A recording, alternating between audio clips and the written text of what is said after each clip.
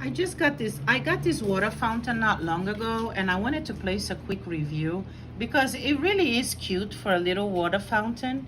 I put my selenite crystals here, you know, to bless the water, and I actually wash everything to bless my spiritual things because I am a card reader, you know, and a spiritual coach. So, here's my little monkey.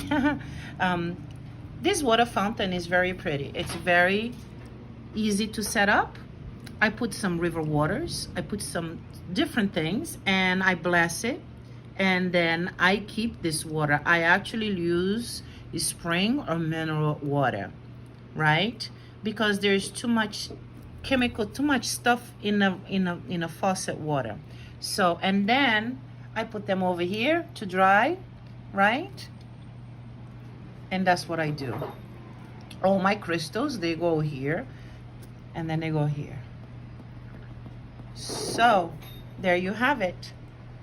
Love this water fountain. Okay.